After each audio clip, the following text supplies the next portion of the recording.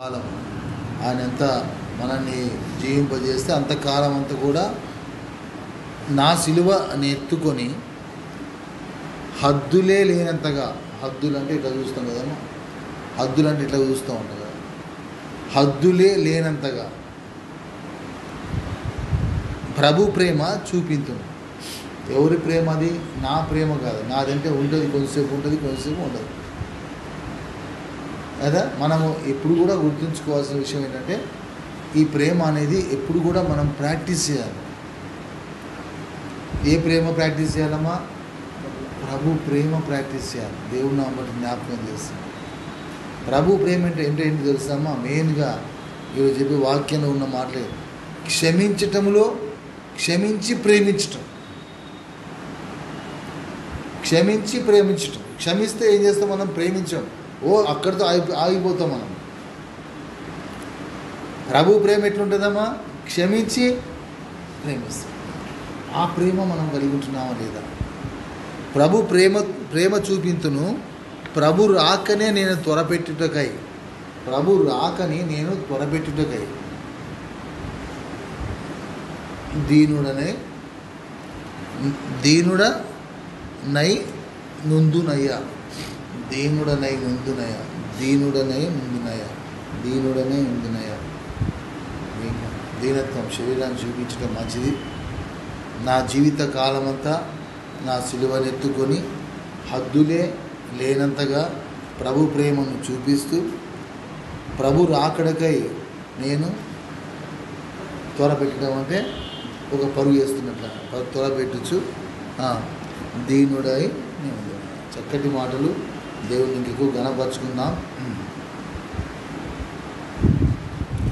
పల్లవి తర్వాత వచనాలు స్టార్ట్ చేసుకుందాం.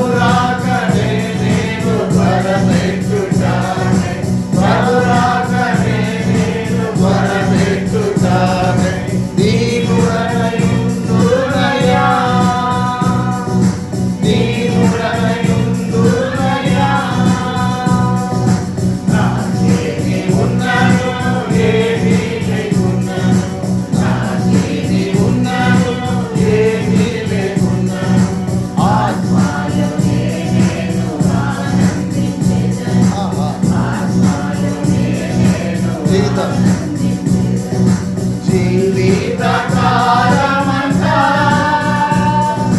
నా సిలువనే స్తుతిని. జీవిత కాలమంతా నా సిలువనే స్తుతిని. హద్దులే లేనంతగా ప్రభు ప్రేమ చూపించును. హద్దులే